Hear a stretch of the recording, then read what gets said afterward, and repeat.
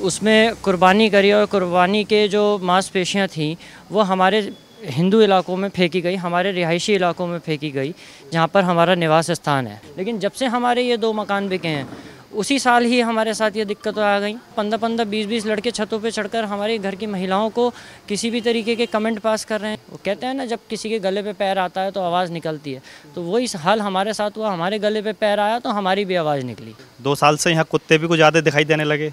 ये सब छतों पे आ जाते हैं जो कि हिंदू घरों में झांका, ताकि इस पराक्रम के अंतर्गत अब हम इनकी जांचें शुरू कराएंगे कि इनके आय का स्रोत क्या है, इनके पास इतना पैसा आ कहाँ से रहा है। इतना पैसा नहीं है कि हम अपने घर का गुजारा कर सकें इतना फ्रीली, और ये लोग संपत्तियों पे संपत्तियां खरीद रहे हैं।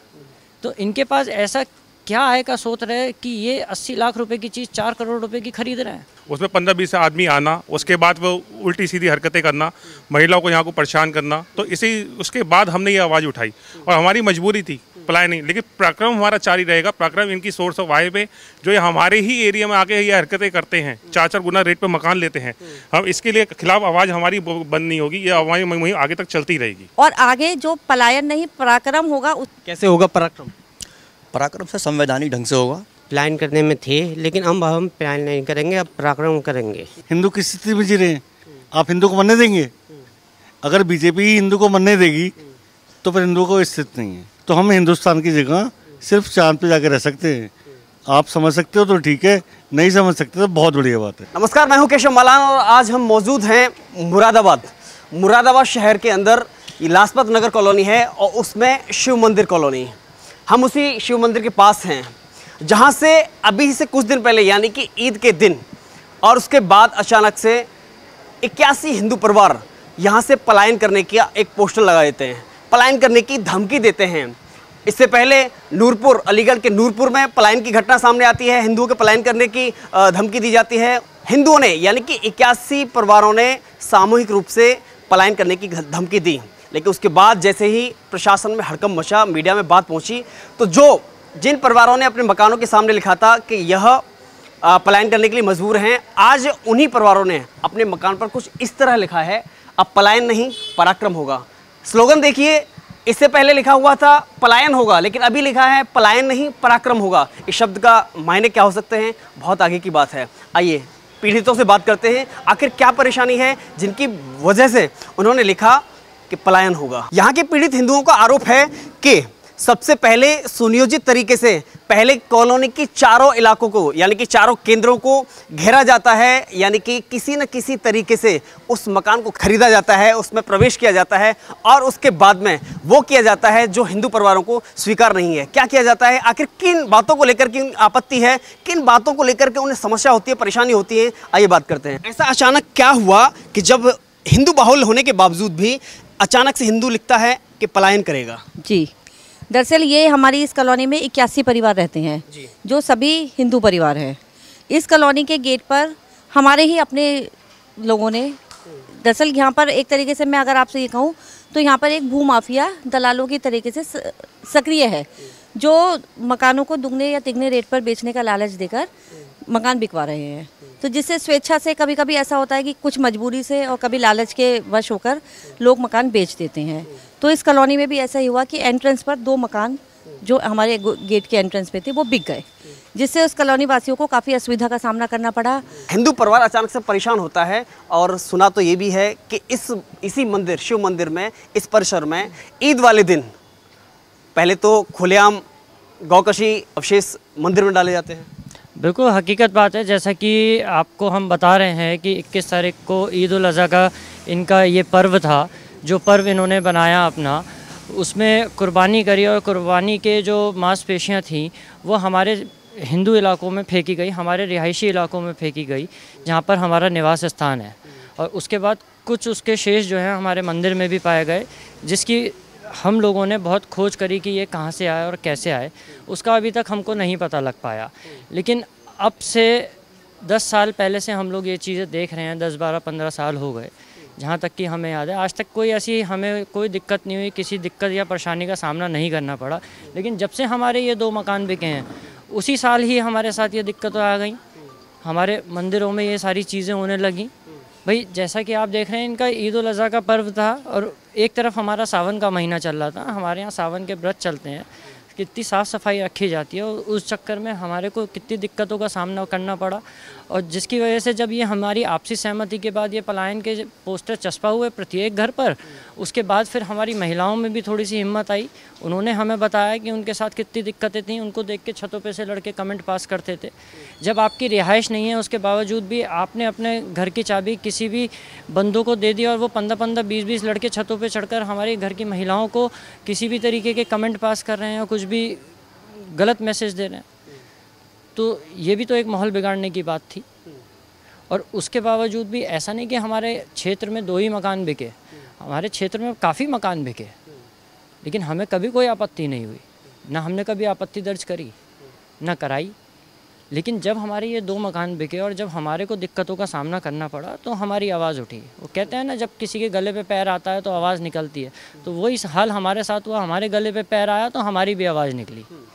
सरकार की जो गाइडलाइन जारी की गई थी कि एक तो खुले में कुर्बानी नहीं की जाएगी, उसके बावजूद जो अवशेष होंगे उसे हम खुले में नहीं डालेंगे, उसकी एक व्यवस्था की गई थी नगर निगम के द्वारा। लेकिन उसके बावजूद खुले में कुर्बानी करना और फिर मंदिर में अवशेष डालना, आपको लगता है कि सोची समझी रणनीति का हिस्सा थी? आगे आइए। इसमें अभी कुछ कह नहीं सकते क्योंकि अभी किसी को देखा नहीं है डालते हुए, तो कैसा कह दें। हो सकता है कोई जानवर लेकर आए, जब गेट के बाहर पड़े होंगे तो जानवर ला के खाएगा। यहाँ पर 2 साल से यहाँ कुत्ते भी कुछ ज़्यादा दिखाई देने लगे, मांसाहारी मिलेगा तो वो उसको लेके यहाँ पर तो आएंगे। 4-5 बार सफाई तो यहाँ पर मैं ही कर चुका मंदिर में, कई बार हड्डी मिली है, कुछ मांस के पीस मिले हैं। कि जैसे अभी जो आरोप लगा कि महिलाओं ने हालांकि बाद में बताया जब ये सब मामला निकल के आया कि ऐसा भी हुआ कि महिलाओं पर तीखी टिप्पणी करना, अभद्र टिप्पणी करना, कमेंट पास करना, इस तरह की समस्याएं भी रही क्या?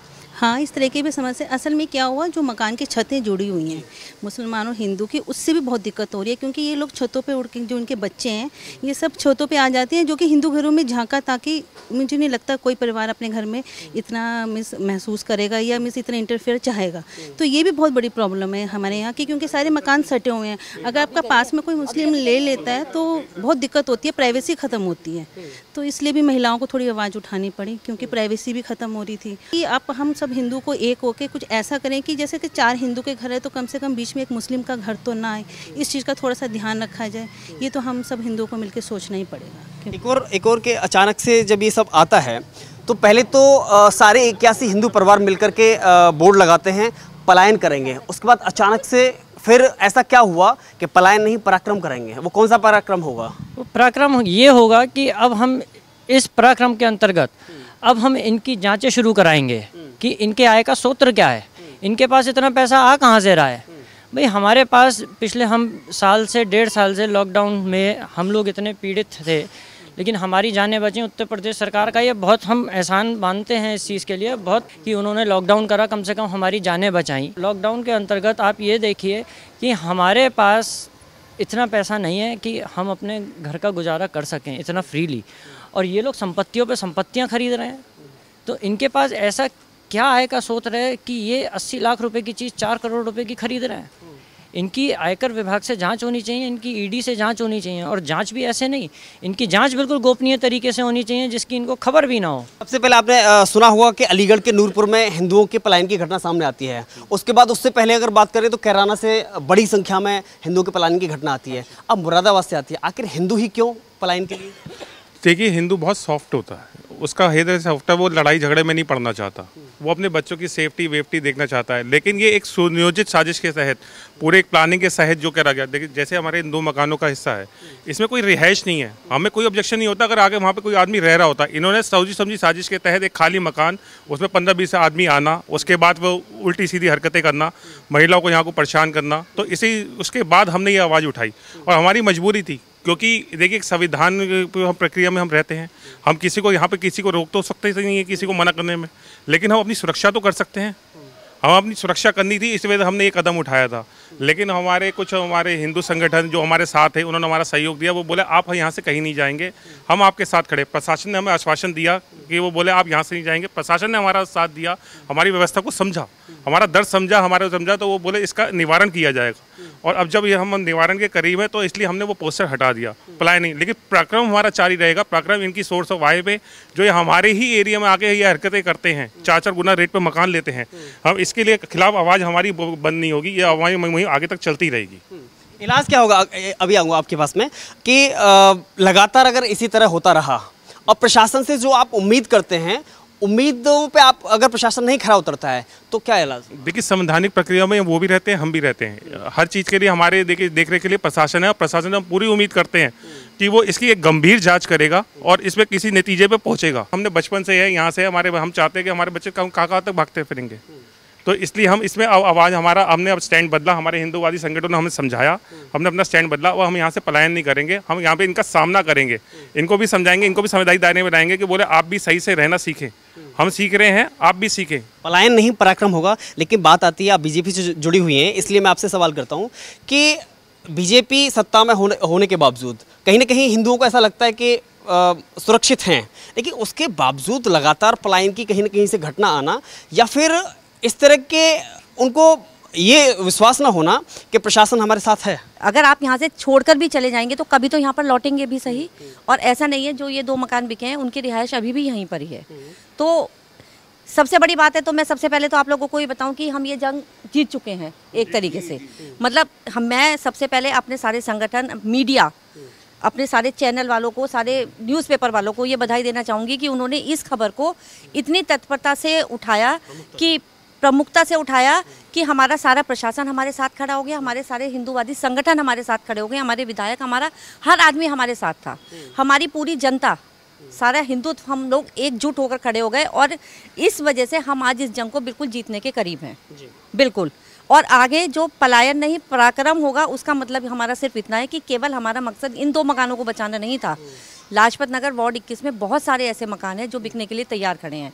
इन 2 मकानों के बाद अब हमारा मकसद जो है उन सबको बचाना है। उसके बाद हम पूरे अपने शहर की तरफ रुख करेंगे। तो ये मुहिम अब नहीं रुकेगी, नहीं रुकेगी। आप अगर अभी के माहौल की बात करें, क्योंकि एक तो वो बात थी कि मकान खरीदना, लेकिन उसके बाद जो मांसपेशियां जानवरों की फेंकना या फिर मिलना, ये किस दिशा की ओर इशारा करता है? ये सिर्फ़ और सिर्फ हमारा मानसिक उत्पीड़न करने के लिए किया गया, जिससे कि हम लोग भी दबाव में आए और हम भी अपने मकान इन लोगों को दे दें। या तो ये वैसे कब्जा कर लें या हम इनको अपनी इच्छा से दे दें, लेकिन उस चीज़ में ये कामयाब नहीं हो पाए।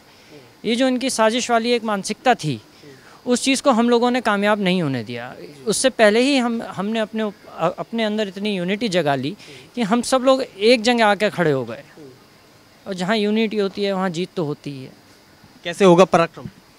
पराक्रम से संवैधानिक ढंग से होगा, और हम हर पालन करते हुए कानून का पराक्रम करेंगे और पीछे नहीं हटेंगे हम, और कोई अपने क्षेत्र का मकान नहीं बिकने देंगे। ये कॉलोनी हमारा परिवार है, ये कॉलोनी मोहल्ला नहीं है, ये हमारा पूरा एक परिवार है। तीनों तरफ गेट लगा हुआ है, वैसे ही हम लोग रहेंगे। संविधान के दायरे में पराक्रम करेंगे, लोकतांत्रिक ढंग से आंदोलन करेंगे, जैसा हमने अभी तक किया है। ना कोई हिंसा, ना कुछ, संवैधानिक तरीके से, ढंग से। कैसे देखते हैं कि वाकई में यहाँ पे हिंदू इतना पीड़ित हुआ कि अचानक से 81 परिवार सामूहिक रूप से लिख देते हैं कि पलायन करेंगे? जी, हम सब लोग 81 परिवार प्लान करने में थे, लेकिन अब हम प्लान नहीं करेंगे, अब पराक्रम करेंगे। क्योंकि इन्होंने 2 मकान जो कॉर्नर के खरीदे हैं, हमारी कॉलोनी पूरी घेर ली। लगभग हम जीत चुके हैं ये जंग। 1-2 दिन में ये फैसला हो जाएगा, ये वापसी आएंगे मकान। और मेरी सरकार से एक गुजारिश है कि जैसे ये हम कर रहे हैं, ऐसे ही कोई कानून निकलना चाहिए जो ये लोग, या हम इनके इलाके में या ये हमारे इलाके में मकान ना खरीद सकें। ऐसा कोई कानून आना चाहिए। वास्तव में यहाँ का हिंदू इतना पीड़ित हो गया कि वो पलायन करने के लिए मजबूर हो जाता है। एक्चुअल में हिंदू पीड़ित तो आपको आज दिखाई दे रहा है, हिंदू पीड़ित तो बहुत साल पहले से। सन 80 में मुरादाबाद की स्थिति क्या थी आप बताइए? मुरादाबाद की स्थिति ये थी, सब हिंदू रहता था शहर में। आज आप एक हिंदू का बच्चा ढूंढ के दिखा दीजिए। हिंदू पीड़ित तो हमेशा रहता था, लेकिन सरकार को नज़र नहीं आता, क्योंकि सरकार कभी सपा, कभी बसपा, कभी कांग्रेस। सरकार तो अभी आई है हमारी, बीजेपी सरकार हमारी सरकार है। हम जानते हैं कि वो हमारी सरकार है, तो हमने इस मुद्दे को उठाया है कि आप हिंदू को देखें तो सही, हिंदू किस स्थिति में जी रहे हैं। आप हिंदू को मरने देंगे? अगर बीजेपी हिंदू को मरने देगी तो फिर हिंदुओं को स्थिति नहीं है। मैं साफ बात कह रहा हूँ, इसके बाद में बीजेपी के बाद में हमारे पास कोई विकल्प नहीं है। अगर ऐसा विकल्प है तो आप ढूंढ के बता दीजिए, या कोई भी यहाँ पे बहुत सारे लोग बैठे हैं वो ढूंढ के बता दें। ऐसी मानसिकता के लोगों का इलाज क्या है? ऐसी मानसिकता के लोगों का इलाज ये है कि वो लोग कोई ऑर्डिनेंस पास करें कि भैया ना तो हिंदू मोहल्ले में कोई मुसलमान बंदा खरीद सके, ना मुसलमान मोहल्ले में, हम भी कहते हैं मुसलमान मोहल्ले में हिंदू भी ना खरीद सके। समस्या यहीं से समाप्त होती है। पाकिस्तान में 38% हिंदू था जब हमारे दादा परदादा छोड़ के आए थे। जब एक ऑर्डिनेंस पास किया गया था कि हिंदुस्तान के 2 टुकड़े होंगे, पाकिस्तान और हिंदुस्तान, तभी तो हमारे दादा परदादा से पूछा नहीं गया था। तो फिर बचता क्या है यार? आप ये समझिए आज 38% हिंदुओं में से पाकिस्तान में कितना % हिंदू बचा है? आप उस बात का जवाब दो। 2% बचा ना, उस बात का जवाब दो। बांग्लादेश भी कट गया तो बांग्लादेश में कितना % हिंदू बचा है? तो भैया हम लोगों को आज नहीं सोचेंगे तो हम हिंदुस्तान की जगह सिर्फ चांद पे जाके रह सकते हैं। आप समझ सकते हो तो ठीक है, नहीं समझ सकते तो बहुत बढ़िया बात है।